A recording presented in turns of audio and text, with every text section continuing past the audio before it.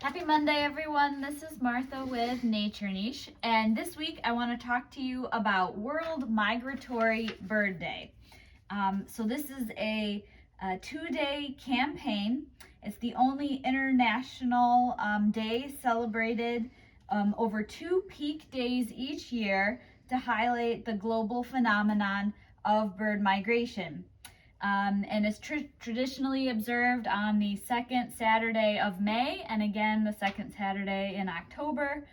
And it's meant to reflect the cyclical nature of bird migration and that there are varying peak migration periods, whether you're in the northern or southern hemispheres. So an interesting day to be aware of. And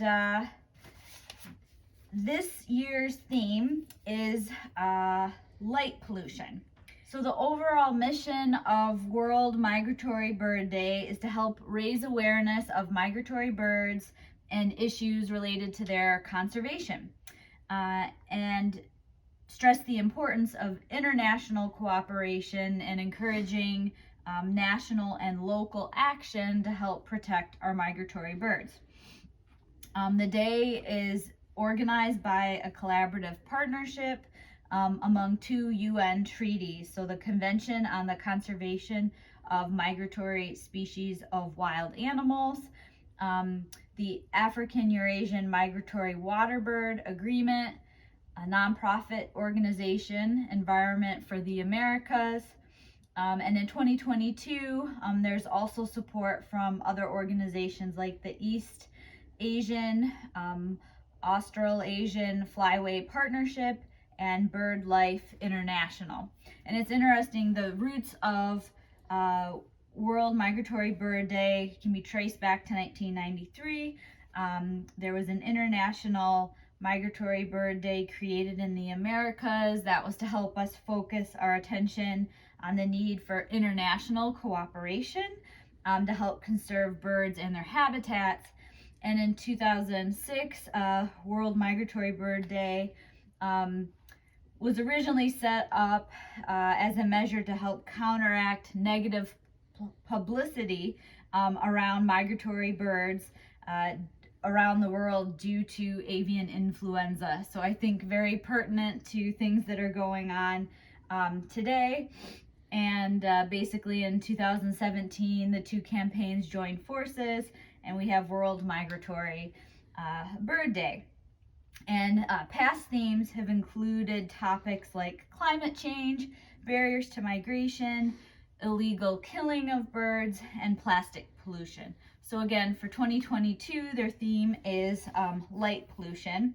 And that can have a bunch of different definitions, but it's basically artificial light that alters the natural patterns of light and dark in ecosystems. And that artificial light, we use that to illuminate our streets and commercial buildings, residential areas, and industrial properties, both for security and aesthetic purposes.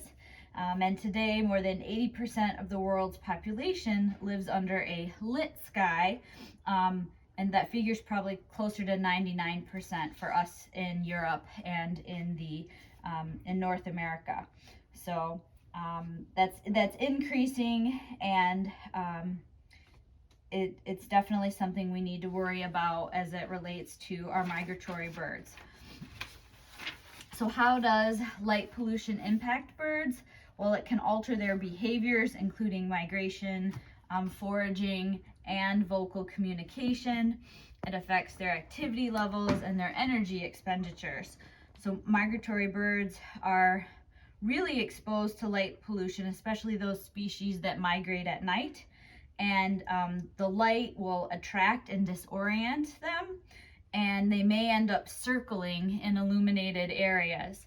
So unnatural light-induced behaviors, that means that they can deplete their energy reserves, and that puts them at risk of exhaustion, predation, so not having enough energy to be aware of predators, and lethal collisions.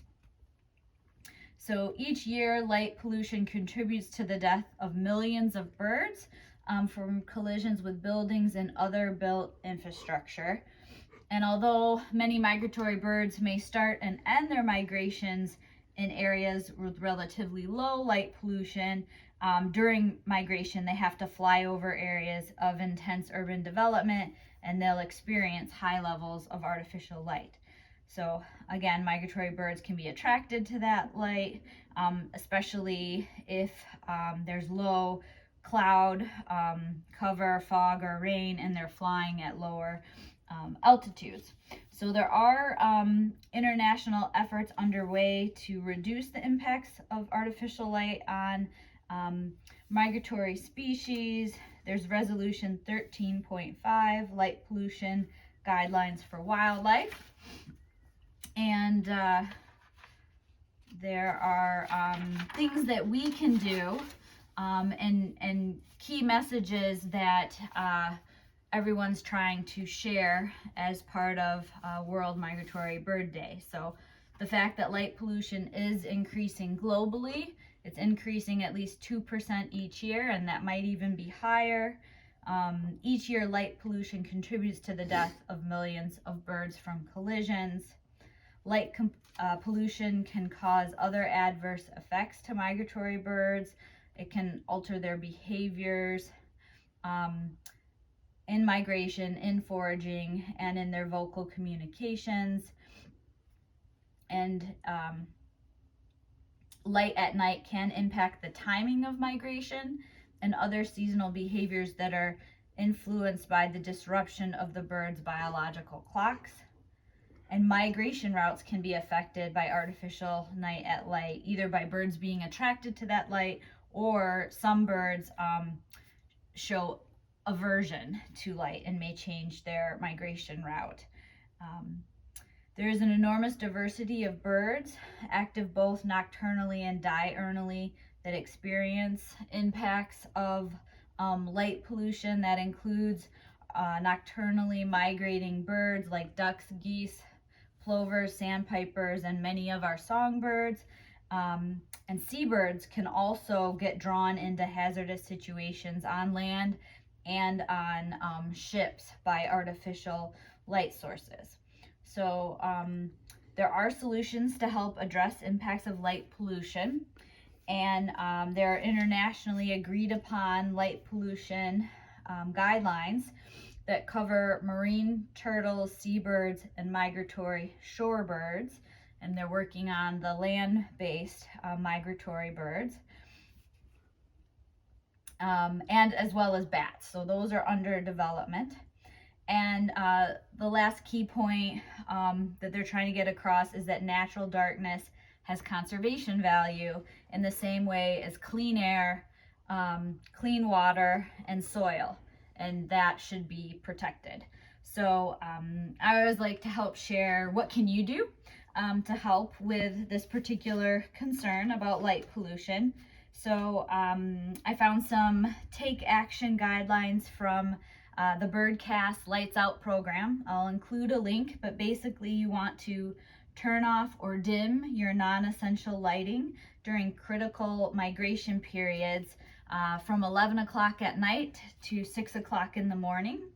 And the full spring migration period, that's optimal if you can do those practices. That is March 1st through June 15th. And the full fall migration period is August 15th through November 30th.